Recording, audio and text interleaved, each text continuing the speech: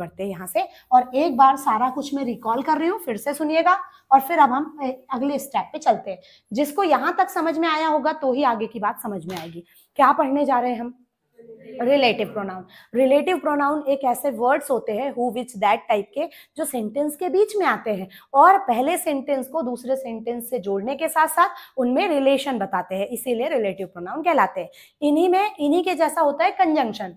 Conjunction सिर्फ दो वाक्यों को जोड़ता है पर रिलेशन नहीं बताता, कोई और काम नहीं करता है। पर जो आपका रिलेटिव प्रोनाउन है ना बेटा, ये दो सेंटेंस को आपस में जोड़ने के साथ साथ पहले सेंटेंस का संबंध दूसरे सेंटेंस में लास्ट तक बताता है, इसीलिए संबंध सूचक सर्वनाम या रिलेटिव प्रोनाउन कहलाता है। कौन कौन होते हैं? तो हु, विच, दैट और व्हाट, है ना। अभी के लिए इतना ही सुनो, फिर हम आगे बढ़ रहे हैं। अच्छा, फिर हमने बोला कि भाई जब प्रोनाउन बने हैं, WH के वर्ड्स थे ये लोग, इनको हमने क्या ला लिया? प्रोनाउन बना के ला लिया, मतलब वॉचमैन को ऑफिसर बना दिया सीधे, ऐसा। तो अब इनको लाया है तो कुछ ना कुछ अब इनसे काम करवाएंगे, काम भी बता दिया, लेकिन अब इनको प्रोनाउन है तो नाउन की रिक्वायरमेंट पड़ेगी। तो मैनकाइंड वाला एंटीसीडेंट किसने ले लिया? हु ने। मैनकाइंड को छोड़कर, ध्यान से सुनना, मैनकाइंड ले लिया हु ने, मैनकाइंड को छोड़कर जितने भी एंटीसीडेंट्स है वो सब किसने ले लिए? विच ने। दैट बोलता है मेरे को सजीव भी चाहिए और उसकी एग्रीमेंट उसकी कंडीशंस के अकॉर्डिंग उसको सेट कर दिया, और वर्ड बोलता है मेरे को कोई भी एंटीसीडेंट नहीं चाहिए। यहां तक की बात समझ में आई? ये इतना सा पूरा 2 मिनट का था बेटा, पर इसको एक एक चीजों को आपने समझा, क्योंकि इसको आपको होल लाइफ याद रखना है। कहीं भी काम आ जाते, कहीं भी सेंटेंस में दिख जाएंगे, कोई न्यूज़पेपर पढ़ रहा है वहीं पे दिख जाएंगे, तो पहचान होनी चाहिए ट्रांसलेशंस के लिए। इतनी बात क्लियर हुई? अच्छा, अब सुनना ध्यान से बेटा। अब हमने क्या किया? सबसे पहला काम तो इन लोगों को नाउन डिस्ट्रीब्यूट कर दिया, बड़ा काम निपट गया। अब आप एक बात बताइए, हम जो प्रोनाउन पढ़ रहे हैं, सारे प्रोनाउंस में हम उनसे पूछ रहे हैं ना कि आप कौन से केस को बिलोंग करते हो, नॉमिनेटिव, ऑब्जेक्टिव या पजेसिव, ऐसा पूछ रहे हैं ना। तो अब चूंकि पूछने का काम चालू ही हो गया है, तो हमने सोचा कि चलो इनसे पूछ लिया जाए, भैया तुम नॉमिनेटिव हो, ऑब्जेक्टिव हो या पजेसिव हो, वैसे हम बात करेंगे आगे। तो ये जब हम हु से पूछने गए, अब हु से ही क्यों पूछा? बोले मैडम पहले वही बैठा है तो उसी से बात करेंगे। हमने हु से पूछा, हु आप किस केस को बिलोंग करते हो? तो पता है बेटा हु क्या बोलता है? मैं नॉमिनेटिव हूं।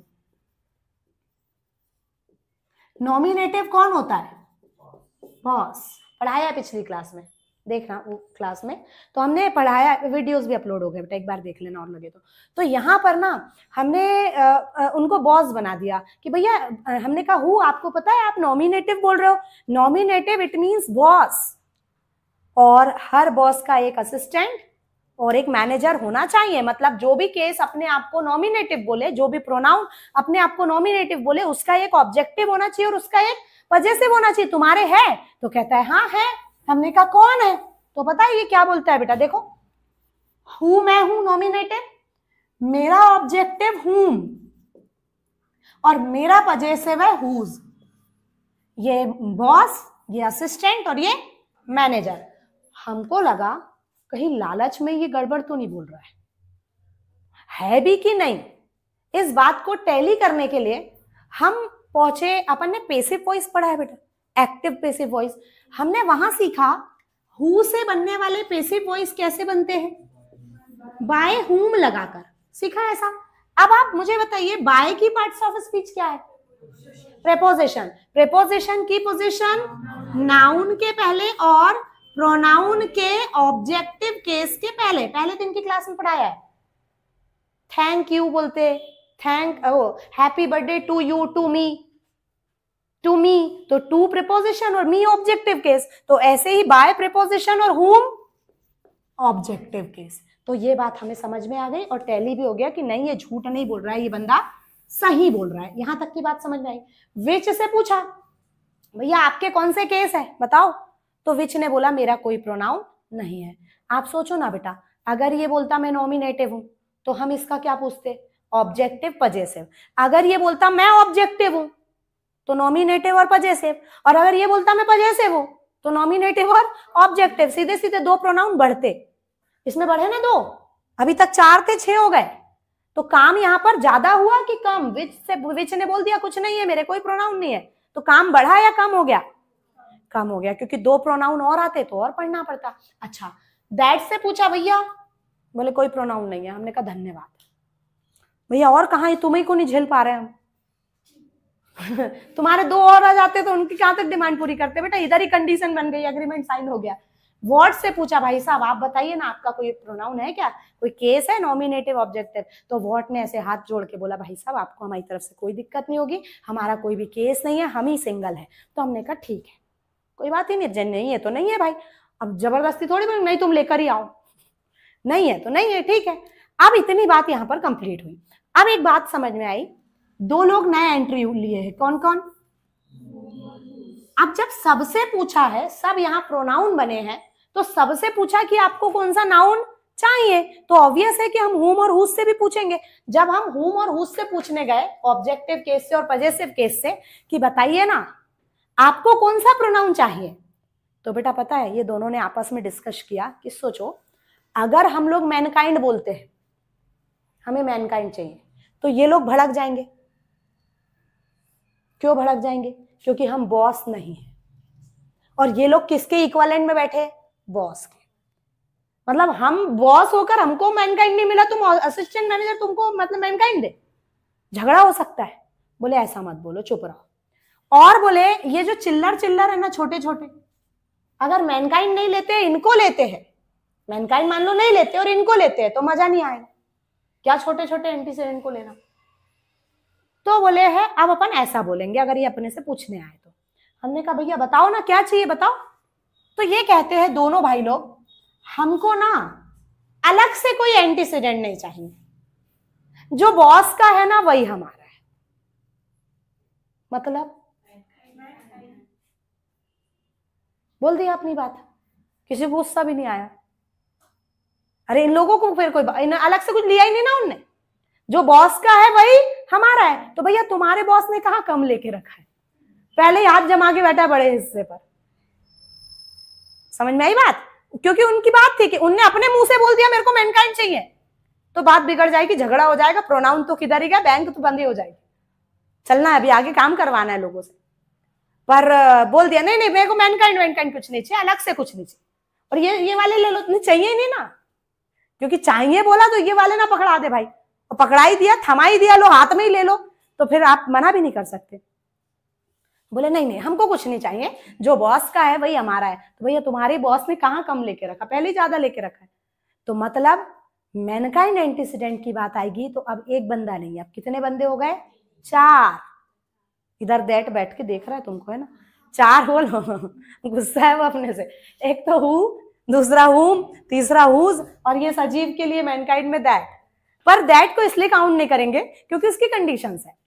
वो बोल रहा है मेरी कंडीशन होगी तो ही मैं आऊंगा, तीनों को नहीं आने दूंगा, और जहां मेरी कंडीशन नहीं आएगी तो मैं नहीं आऊंगा, ये तीनों आ जाएंगे। कंडीशन बनाकर थोड़ा दैट ने हमको थोड़ा सहूलियत दे दिया, राहत दे दिया। अब क्या हुआ बेटा, हमने बोला इन तीनों बंदों से, हमने कहा एक बात बताओ भाई, मान लो एक एंटीसीडेंट आया मैनकाइंड, जरूरत तो किसी एक बंदे की है, या तो हु की, या तो हुम की, या तो हुज की, क्योंकि तीनों को मैनकाइंड चाहिए। तो तुम तीनों में से आपस में ही तो नहीं झगड़ने बैठोगे मैं जाऊंगा मैं जाऊंगा, क्योंकि हम 3 लोगों को नहीं बिठा सकते। ब्लैंक कितना मिलेगा? ऑप्शन मिलेंगे 4, तो हम 4 ऑप्शन में से तीनों ऑप्शन थोड़ी ना रख देंगे कि ये भी आ सकता है, ये भी आ सकता है, ये भी आ सकता है, कोई एक ही आएगा ना। तो ऐसा तुम आपस में झगड़ने तो नहीं लगोगे, तीनों से बोला। तो बोले नहीं नहीं वो हम आपस में मैनेज कर लेंगे। हमने कहा ठीक है। अब ये लोग आपस में मैनेज कैसे करते हैं उसके लिए आप यहाँ आइए। यहां तक की बात सबको समझ में आई? एक एंटीसीडेंट आया बॉय, एक एंटीसीडेंट आया टीचर, और एक एंटीसीडेंट आया स्टूडेंट। बताओ तीनों मैनकाइंड है, हाँ या ना? जैसे मैनकाइंड आया तो ऑप्शन कितने हैं? या तो हु, या तो हुम, और या तो हुज। या तो का मतलब कोई एक। अब आप यहां पर आइए, यहां जो भी ऑप्शन आएंगे उसके लिए हम आगे की बात यहां कर रहे हैं। किसी भी सेंटेंस को बनाओ, सबसे पहले कौन आता है? सब्जेक्ट के बाद, के बाद, के बाद एक ऐसा बच्चा बेटा जो कंपटीशन की प्रिपरेशन कर रहा है या जो इंग्लिश को जानने निकला है, आपको सेंटेंस मेकिंग आनी चाहिए भाई। सबसे पहले कौन आता है, फिर कौन आता है, लास्ट में कौन आता है। अब आप मुझे ये बताइए हम किन तीनों की बात कर रहे हैं?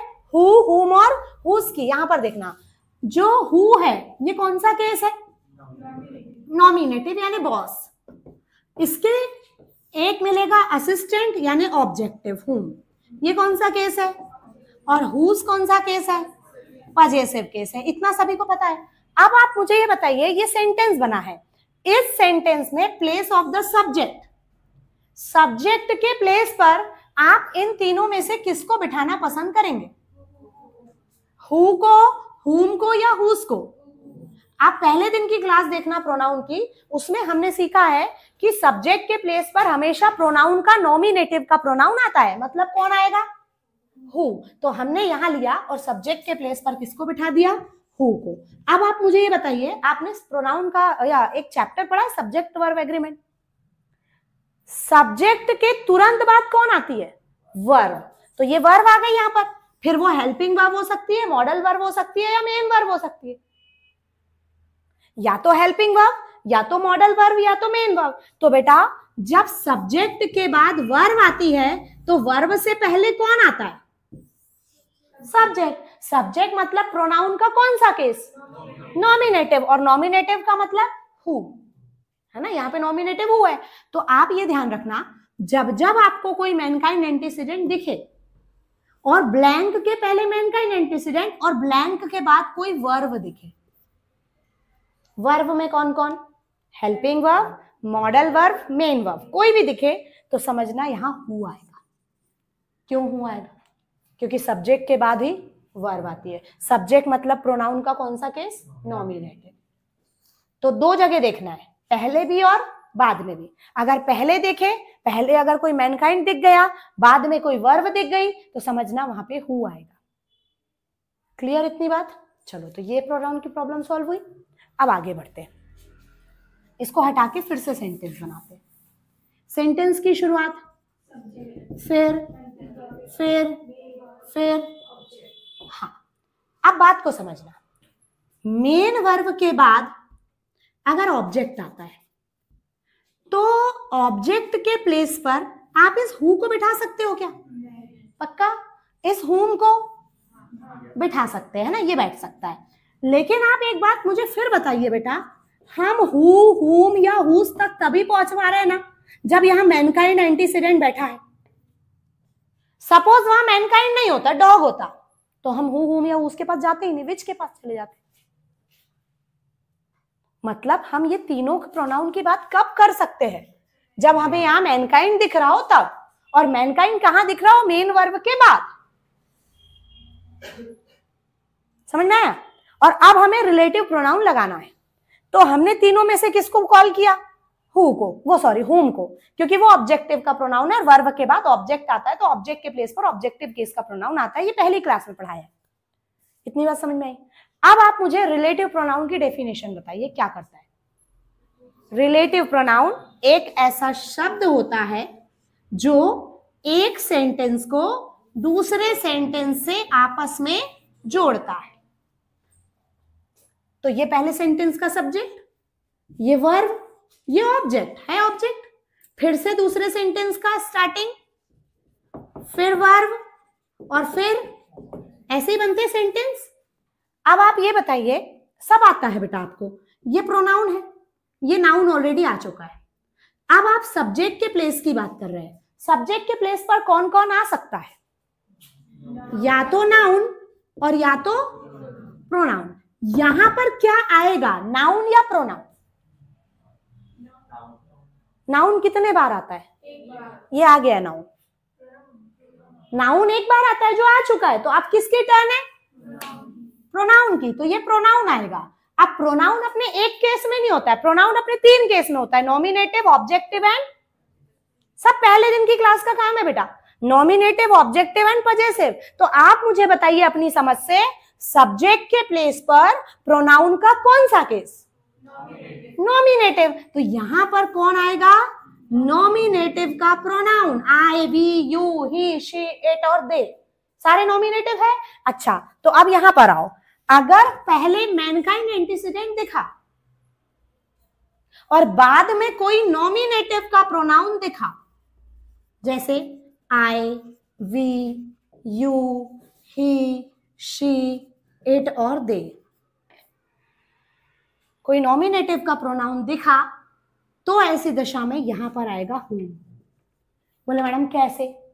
नॉमिनेटिव इट मीन सब्जेक्ट, जब दूसरे सेंटेंस की शुरुआत सब्जेक्ट से हुई, इसका मतलब पहला सेंटेंस यहां खत्म हुआ, और पहला सेंटेंस खत्म कहां पर होता है, कोई भी सेंटेंस, ऑब्जेक्ट पर। तो ऑब्जेक्ट के प्लेस पर प्रोनाउन का कौन सा केस, ऑब्जेक्टिव। ऑब्जेक्ट के प्लेस पर प्रोनाउन का कौन सा केस, ऑब्जेक्टिव। तो ये आ गया हु। चलो नहीं माने, गलती हो गई, लो हु लगा दिया मैंने। बोलो हु प्रोनाउन का कौन सा केस, और ये नॉमिनेटिव भी लिखे तो डबल नॉमिनेटिव आ सकते हैं क्या, इसीलिए एक सेंटेंस कंप्लीट हुआ, इमीडिएट दूसरा सेंटेंस स्टार्ट हो गया। सेंटेंस कंप्लीट कहां पर होता है, ऑब्जेक्ट पर। ऑब्जेक्ट के प्लेस पर प्रोनाउन का कौन सा केस, बात समझ में आई। तीसरी बात करते हैं पजेसिव केस की, ये हुज की। आपने आई का पजेसिव क्या